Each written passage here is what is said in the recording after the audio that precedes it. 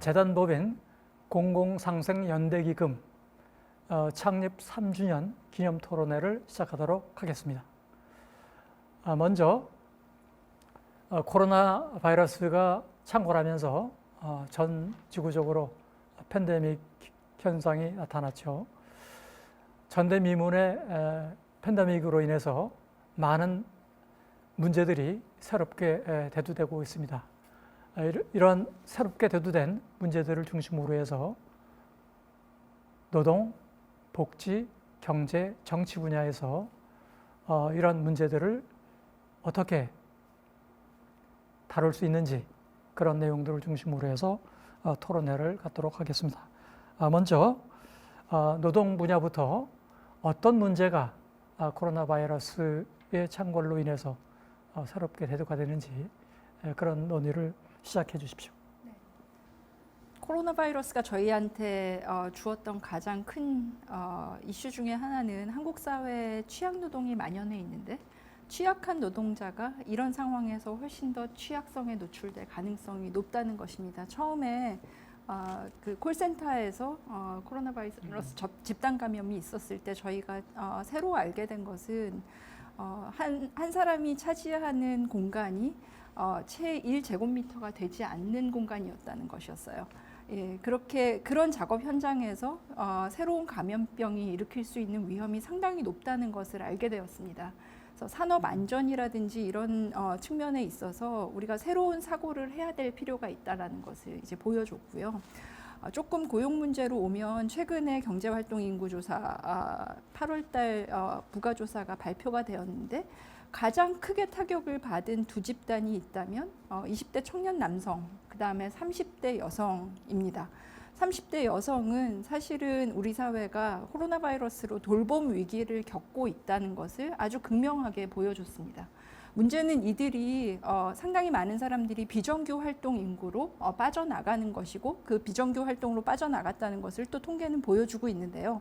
이 사람들이 우리가 굉장히 지난 기간 동안 힘들게 경력 단절 문제를 제기하고 어느 정도 조금 개선될 여지가 보이던 와중에 일어난 일이라서 이 문제에 대해서 이제 어떻게 앞으로 우리 사회가 준비를 할까 이거 굉장히 중요한 문제로 대두되고 있고요.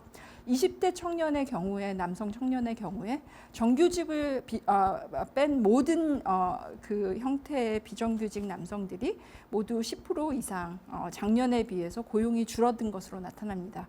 이 사람들이 경제 위기 상황에서 고용되지 못하는 상황, 일자리를 갖지 못하는 상황은 사회적으로 장기적으로 굉장히 중요한 문제를 야기시킬 수 있습니다. 그래서 이 부분에 대해서 일자리 나누기를 포함해서 정부가 그냥 단순히 일자리를 양산하는 것이 아니라 어떤 경험을 하도록 할 것인가 이 문제를 굉장히 숙고해야 될 지점이라고 생각하고요. 마지막으로 한 가지를 덧붙이자면 코로나 위기로 뭐 재택근무도 많이 하고 있지만 디지털화가 상당히 급속하게 진행될 가능성이 있습니다. 근데 한국은 디지털화로 인한 사람들의 우려, 특히 일자리 우려가 상당히 높은 사회에 속합니다. 그래서 숙련과 노동을 어떻게 통합할 수 있는 디지털화를 추구할 것인가. 이거는 장기적인 문제이기도 하지만 우리 앞에 다가온 굉장히 단기적인 문제이기도 해서 여기에 대한 토론이 굉장히 시급하게 요구가 됩니다. 네, 감사합니다. 그러면은 경제 파트에서는 어떤 문제가 대두가 됐는지요? 권현지 교수님 말씀하신 것과 거의 연결되는데요.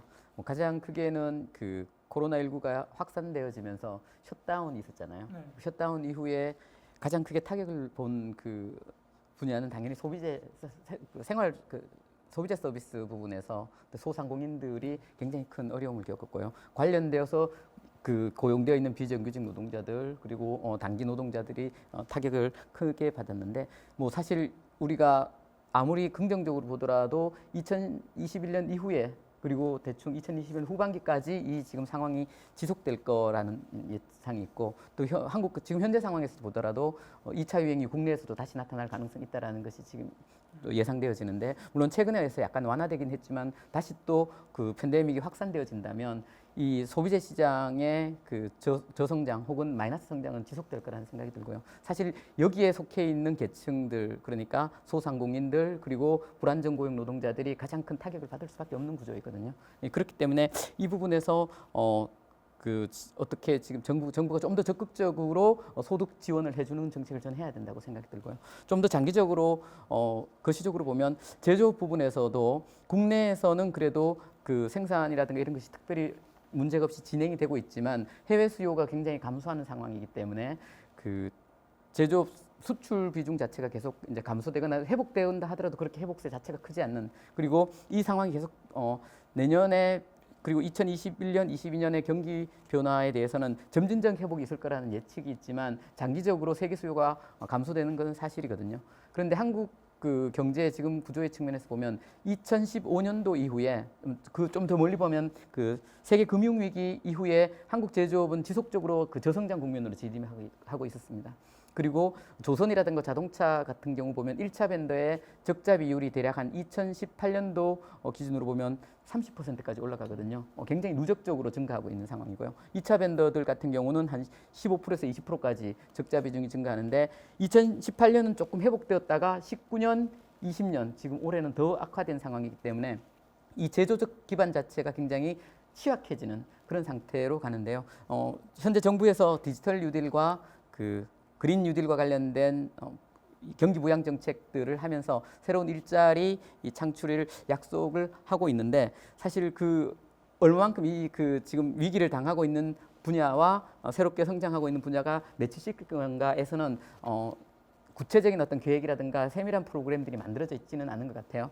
그래서 제 생각으로는 그린 뉴딜 중에서 뭐 풍력 발전이라든가 그 다음에 에너지 그 재생에너지와 관련된 어떤 그 투자들이 좀 더 적극적이고 지속적으로 되어서 정부 수요에 의해서 수요를 좀 빠르게 좀 창출해 주어서 그 부분에서의 공급 기업들이 그 다양한 어떤 산출을 할 수 있도록, 그리고 거기서 일자리가 만들어질 수 있도록 지원을 하고 예산이 빠르게 집행되는 그런 과정들이 좀 진행되어야 이 그 제조업 부분의 위기도 극복될 수 있지 않을까, 혹은 위기가 극복된다기보다는 더 악화되지 않지 않을까라는 생각을 하고 있습니다.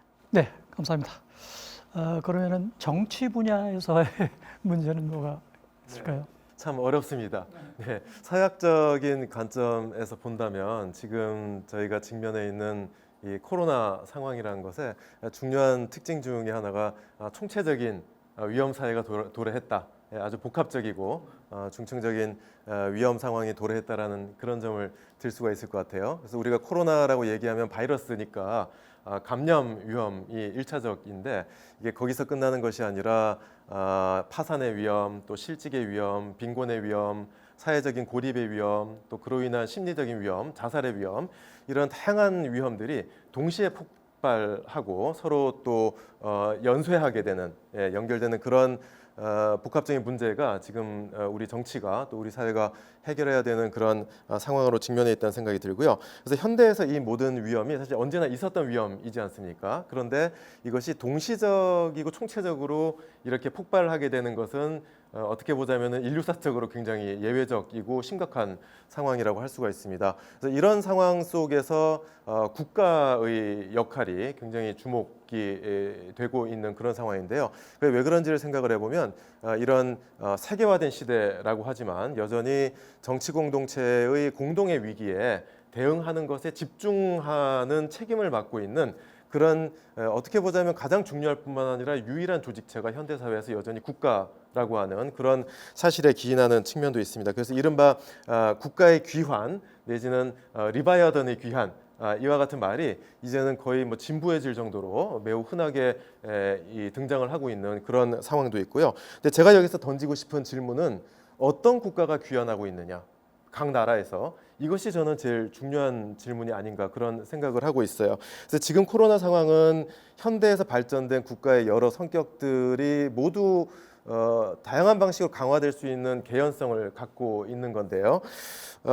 예를 들어서 이제 현대 국가에서 안보 국가, 또 치안 국가, 또 행정 국가, 복지 국가, 돌봄 국가, 다양한 국가 성격이 발전되어 오지 않았습니까? 근데 각국에서 전면에 등장하게 되는 국가의 얼굴이 다르다라는 것이죠. 그래서 치안 국가의 모습이 전면에 등장하느냐, 아니면 행정 국가냐, 아니면은 복지 국가냐, 이건 굉장히 다른 얘기가 되는 것이죠. 그래서 저희가 유럽의 경우에 지금 코로나 확진자 수가 워낙 많고 하기 때문에 유럽도 별거 아니구나 이런 생각을 가진 분들도 많이 계시고 또 이게 방역의 측면에서는 맞는 면도 많이 있다고 생각을 합니다. 근데 그쪽에 그 최근에 조사한 것들을 보면은 지난 3개월간 소득 감소 어느 정도였는지 앞으로 3개월 동안 소득 감소에 대한 불안이 어느 정도인지 이런 조사한 걸 보면은 저희가 코로나 이전에 익숙하게 알고 있었던 복지국가의 순서 그대로 나옵니다.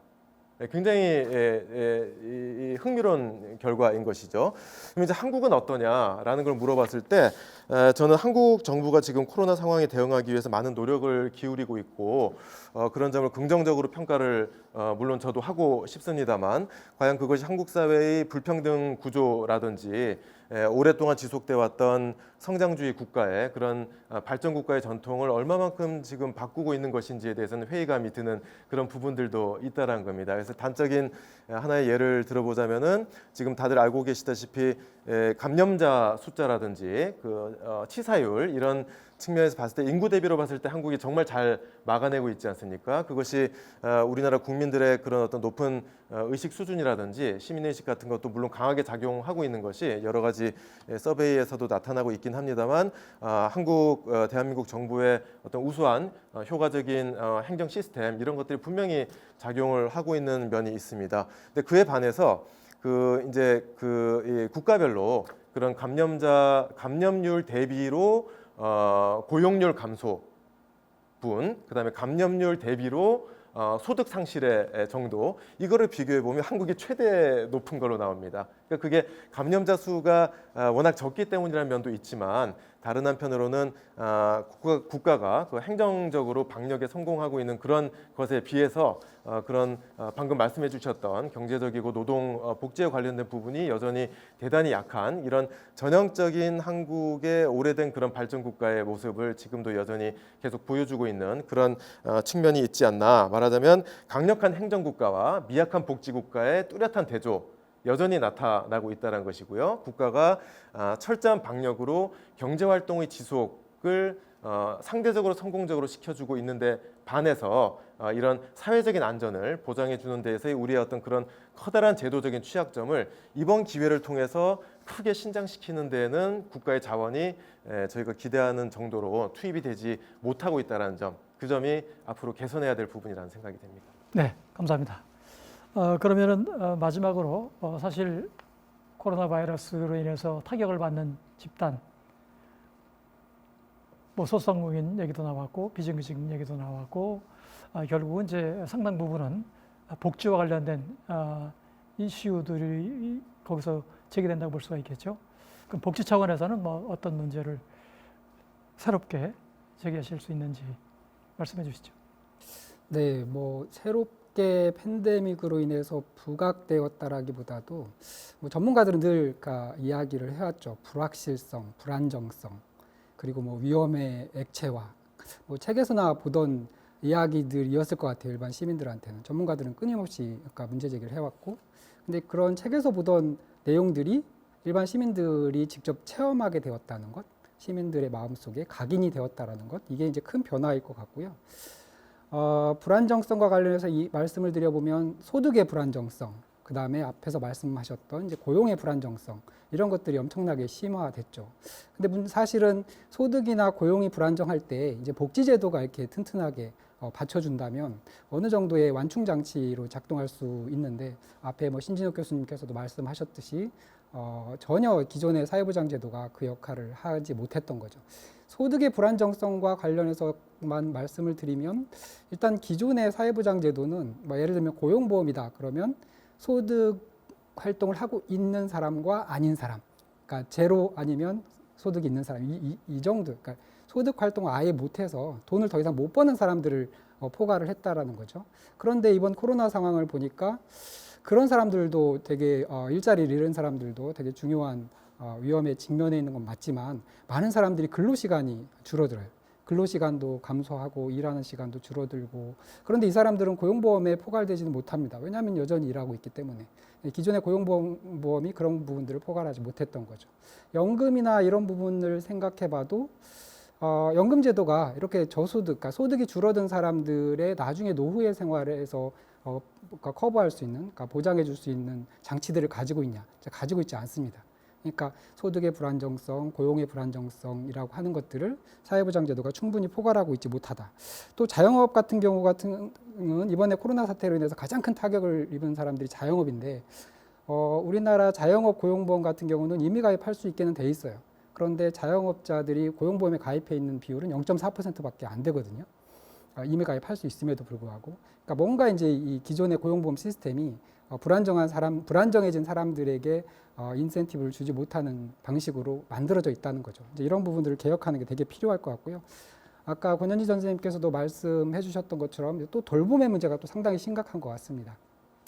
뭐 독박 육아라고도 이야기하기도 하지만 일반적으로 그런 그 가정에서의 돌봄뿐만 아니고, 그러니까 시설에서의 돌봄, 요양보호사라든지 직접 대면 접촉을 해서 돌봄 서비스를 제공해 줄 수밖에 없는 사회복지사들, 이런 사람들의 일이 직면한 위험이라고 하는 것은 상당히 심각하죠. 그런데 그거에 대한 대책들이 전혀 없고요.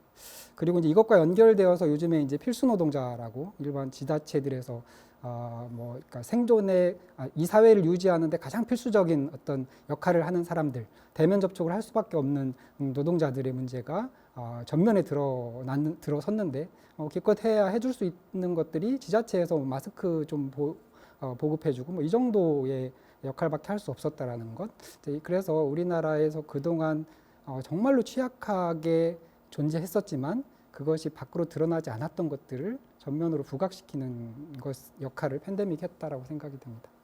네. 네, 코로나19가 만들어낸 새로운 사회 문제들, 각 영역에서 경제, 노동, 복지, 정치 분야에서 각각 말씀을 잘 해주셔서 새롭게 한국 사회가 직면하고 있는 그런 문제들에 대한 인식이 어느 정도 높아졌다고 생각이 됩니다.